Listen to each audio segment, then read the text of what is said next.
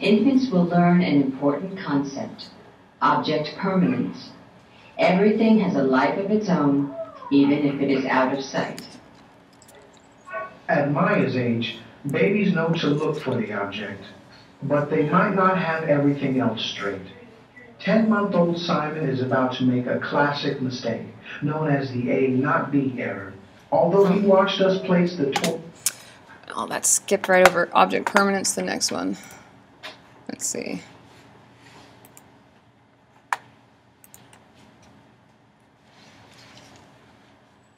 What do you have there? Are you gonna use your app?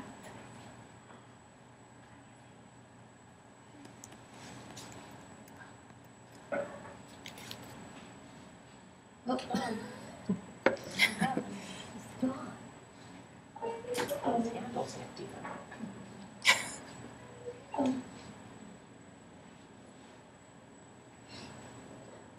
Oh.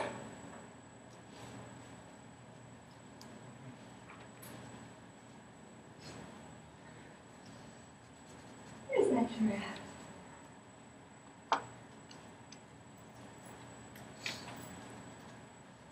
Okay.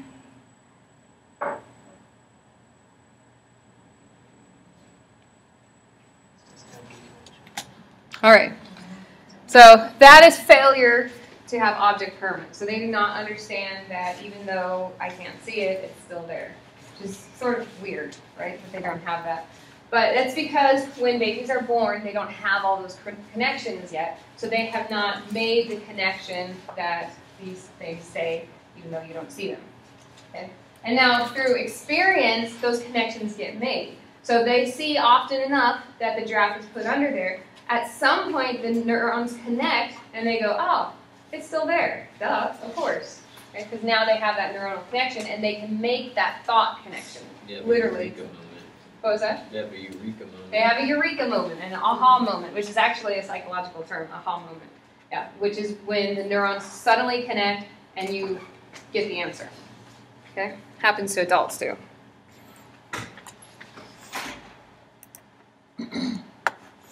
Okay, so let's see. When it happens to adults, like, let's say, like, you place your phone down and it's the same color as, like, the bed sheet or something, and you can't find it. Yeah. I mean, there's two things that could be happening. One, your brain could make connections to just get better at figuring things out. Or it could be that your brain has just finally found the pattern that it's looking for. Because there's parts of your brain that its purpose is to see patterns and to pick things out and pay attention to things. Yeah. So it could be either way. Okay, so this is sensory motor. I'm sorry, this is the only stage that has sub-stages, so don't freak out that every stage would be this complicated. But sensory motor is broken down because the brain is connecting, making so many connections so fast, and in the first 2 years of life, there's 6 different substages. So at first we have reflex activity. So this is simply doing any basic reflexive movement, and this is for the first month, so this goes through very quickly. So this is simply sucking the thumb, doing reflex things like squeezing their hands, just really basic infant stuff. The next 3 months, 1 to 4 months, is what we call the primary circular reaction stage. And he calls it circular because babies do things over and over and over. They're very repetitive.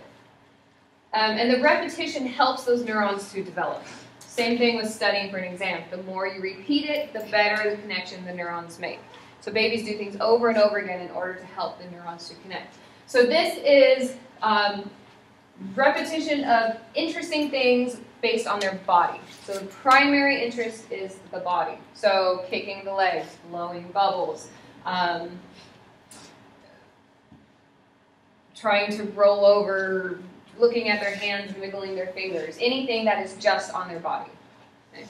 Secondary circular reaction, 4 to 8 months, is now the same thing but on objects. So this is when babies love to bang your cell phone or to jiggle keys or to try to grab at things. They're repeating the same thing over and over again in toddlers, which is why it's so entertaining for your baby to 100 times the bump of their nose.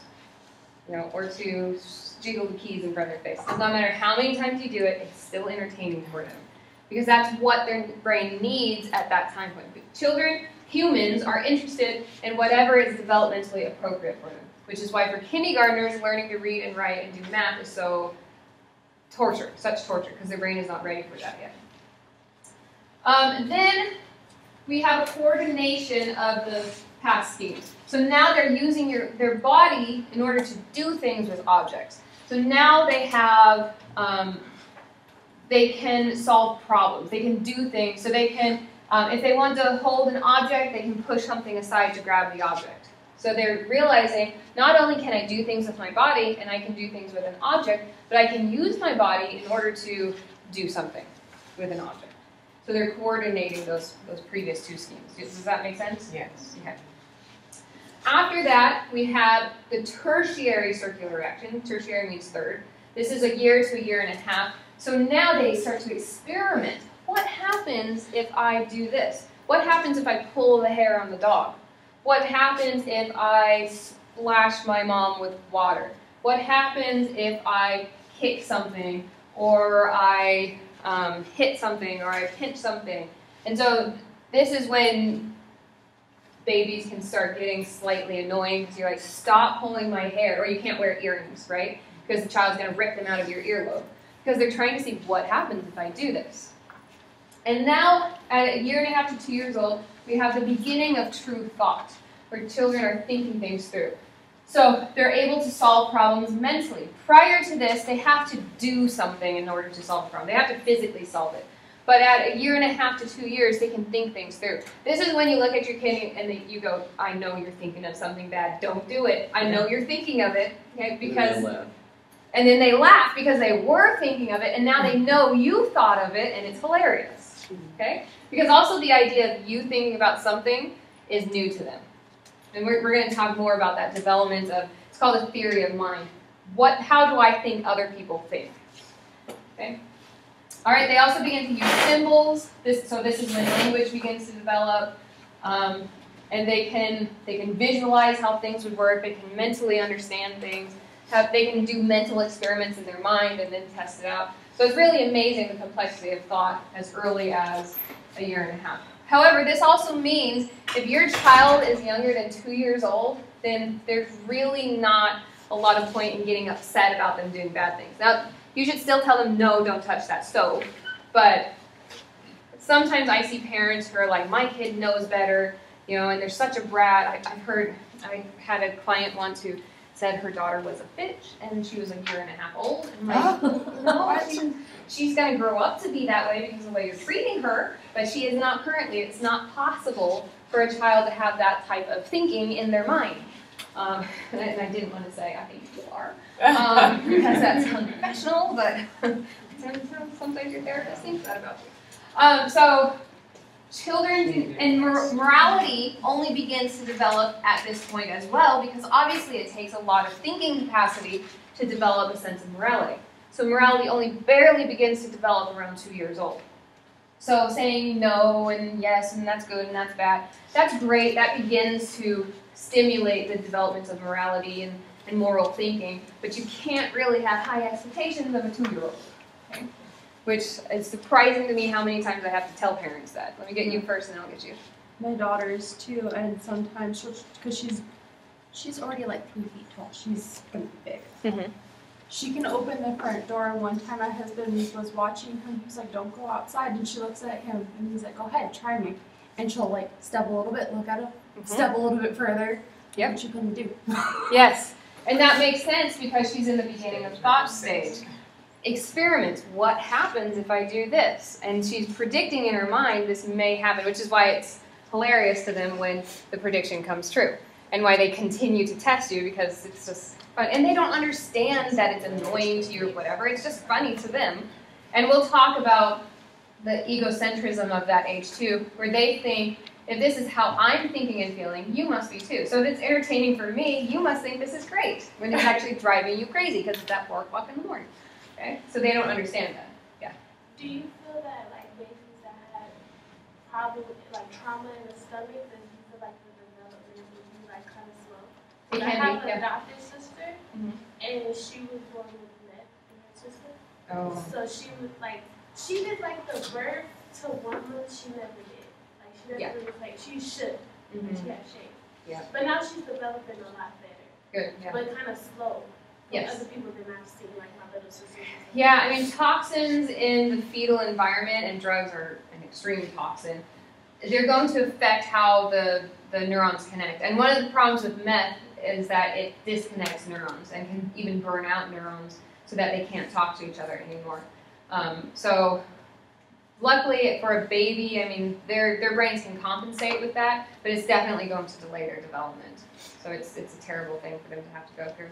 I had a cousin who was born addicted to, I think, cocaine, and his mom did cocaine when she was pregnant, and he was just, I mean, to this day, he has all sorts of issues. He's managed, he's made a life for himself, but everybody else in the family is really smart. All of his siblings are smart, and he's the least accomplished person. Never went to college, has, like, I think, he now has a job, I think, as a manager, but up until like 3 years ago, he just worked as a person at McDonald's making hamburgers, which for his family is very unusual, but it's because his mom did cocaine.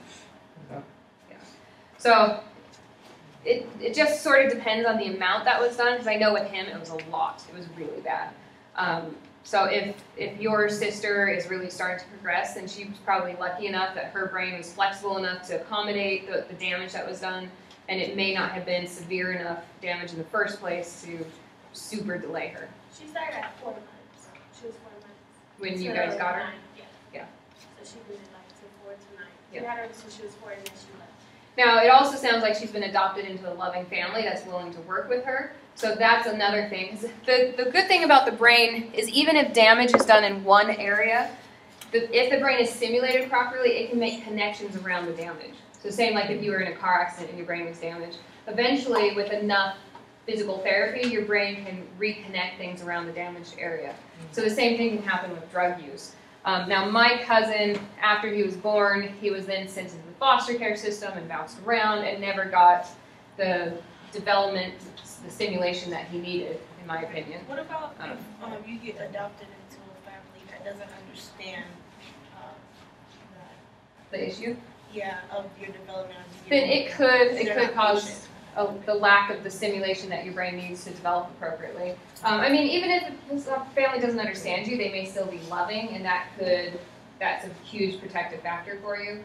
But a lot of times, if there's a lack of understanding, then people get annoyed and frustrated, and that can even trigger abuse. So it could end up being really bad for you. That's how my ex-boyfriend, his mom did drugs, and he was adopted, and his adopted mother, she's old now. He's 23, but he just stalls a lot into getting his life together. Yeah, and that's you're going to expect that with a baby who is born with drug use and everything. Somebody who is born in that situation is going to need a lot of social support, and unfortunately, they don't always get it. So, yeah. I feel bad for him in a way because like I'm getting emotional support. Yeah. Everybody else in his house are not emotionally intact. Yeah. At all. Yeah, that's one of the biggest issues. It's not that drugs itself, I mean, drugs obviously are very damaging, but it's not just the drugs that ruin people's lives. It's then now there are people that other people don't want to be around, and people don't help them. Yeah, like in Portugal has the world's best drug program, which is legislated, by the way. But actually it's de-legislated, so they decriminalized drug use. Do you mind getting that? They decriminalized drug use, so now if you're caught doing drugs, you're arrested, but you're not sent to prison, you're sent straight to a rehab center, and they have this very sort of all-encompassing program where it's not just you get kicked out, but they've got the halfway houses, but they also have social programs, so if you've been arrested for drug use, you're required to go to like parties and barbecues and interactions. They also have a program where if you are a business owner and you hire one of these ex-druggies, the government will pay half of the salary. So all these businesses are like, heck yeah, I'll hire these people. You're going to pay half their salary? Yeah. So then they also have programs where like workers will go out to where, homeless people are shooting up heroin, and they'll give them clean needles. And they say it's not like that we want to encourage them to use the drugs, but we want them to know we care about them. It's And like so, positive punishment, negative reinforcement. right, positive behaviors to punishment. I give you something in order to try to decrease the drug use. And of course, that alone, it would not be an effective, like we shouldn't just go out and give drug use, clean drugs to use. But that in combination, because now I know the social worker, now I know the person who's going to help me. Now if I need something, I'm more likely to reach out. I'm more likely to voluntarily go in and get help. And so that's sort of like the foundation of their program, is to create a connection. And they found the only way to create that connection and that friendship with these people is to go out and give them the clean needles and say, hey, we care about you. Too, yeah. Less disease being right, and that's what they said, that the amount of HIV and everything has dropped tremendously, which it decreases the economic burden of drug use. So yeah, they've got an awesome program. If I remember correctly, Canada has a program similar to that. Similar, not as good, but similar, yeah. Where they have like facilities where, like, especially during like Thanksgiving, times like that, where people are more likely to overdose, where they can go in and safely be monitored while using. Yeah. And if they want to receive help, they have information for them to receive help to get off. Yeah. Yeah, and that's great. Sweden has a similar program where they provide clean drugs, especially they have a huge heroin problem. And heroin, if you buy street heroin, it's nasty drug. It usually comes black because it's so full of like all sorts of other chemicals and nonsense. Good heroin is clear. So if you're buying black heroin, then who knows what you're shooting up with. And so they have facilities where heroin users can come in, they give them the heroin, they give them clean needles, and they can shoot up right there in a safe spot. And which of course is a hugely controversial program, because people are saying, well, you're just encouraging drug use. And they're saying, no, we're discouraging health and safety issues. I think those programs, what Canada's doing, what Sweden's doing, can be helpful. Too, right? If yeah. you're not out. Right, because now they're not robbing people or whatever, prostituting themselves out for drugs. So I think in and of itself, it's not good enough. But Portugal, I mean, they just have this huge wraparound services type of program. So they're doing everything, and it's super effective. Drug use has dropped tremendously in Portugal. Why don't they follow that model, though, in other places? Like here, our prisons are full of people who are just sick, really. Yeah. Why they need mental help if anything? Yeah. Be locked up. Yeah, we're definitely not doing good enough with our mental health and drug programs and everything. Yeah. Well, I don't know, maybe one of you will one day become a politician who gets that put through. So. You're in the field, though. Yeah. I'm in the field. You're close to it. You've got all the facts. Yes. But that's what I'm teaching them to you. All right, so this is the sensory motor stage. But yes, I wish we would do something like that. Well, she is doing her job anyway. She's informing us so that we can go Exactly. I'm empowering you. Yeah. We're her army. You're my disciple. Yeah, my army. There you go. Harvey's army. Okay, so 4 to 8 months old, children develop object permanence, so it doesn't take them too long. And then they still have, even though they have object permanence, they have this error called the A not B error. And they don't master this until about 1.5 years. So let me show you the A not B error.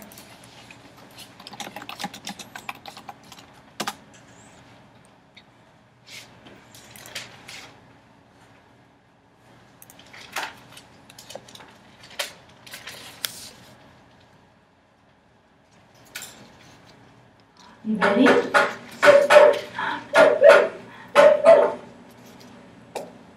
Okay, so passing object permanence.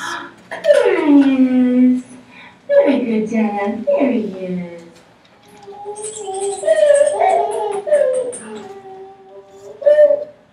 There he is. There he is.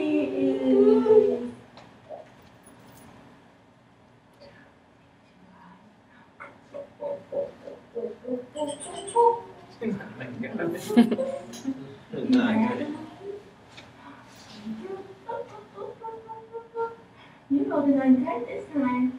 You're holding on tight this time.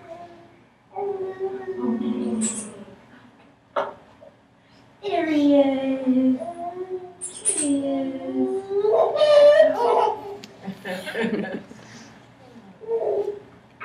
Now notice. Almost went for it. What is that?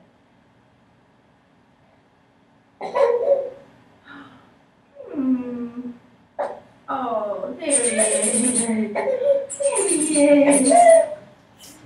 He got mad. Right. Okay, so that's the A, not B error. So the child knows the object's still there, but they just expect it to be where they've always looked. So even though they saw it move somewhere else, Doesn't make sense. it doesn't make sense to them. Their brain goes, well, but it was there before, so it should be there again. Okay. And they don't master this until around 18 months old. Okay, so again, it just takes the brain making the right connections for them to understand that. Your brain has to have the right connections for you to comprehend things. If the connections are not there, you just can't understand it. Go on to PubMed and read some scientific article and tell me if you understand it. Now, that doesn't mean you're dumb just because it doesn't make sense to you. Your brain just hasn't made all the connections for understanding these words, understanding the concept. Once the brain makes the connections, you can now read that scientific paper and it makes perfect sense to you. This has nothing to do with this chapter, but in chapter 3, I was reading about, fraternal twins, and it said that to have fraternal twins, they have to be fertilized by different sperms. And that means a person cheated. No, it's just when you have sex, there's like a million sperm or something, and so. Okay, that's what they meant. Okay, Yeah. okay. Now, theoretically, you could have sex with multiple people at the same time period, and yeah, it could be two different fathers. It is possible. That happens with cats all the time, because cats fertilize the babies at different points. Even though they're all born at the same time, they're not necessarily fertilized all at the same time, and so there could be multiple dads for each of their kittens. Yeah. So yes, it is theoretically possible that twins could have two different dads. Yeah. Fraternal twins, not identical, obviously, because identicals are just clones. So it's one sperm cell, and then the egg divides, and you have two babies. Yeah. Yes. Yes, off topic, but interesting, interesting question. All right. Okay, let's take a break before we get into pre-operational, and then when we come back, we'll go through all of the rest of the stages. It is 9:49, so let's come back at, let's say 10:10. 10 after. All right, see you in a bit.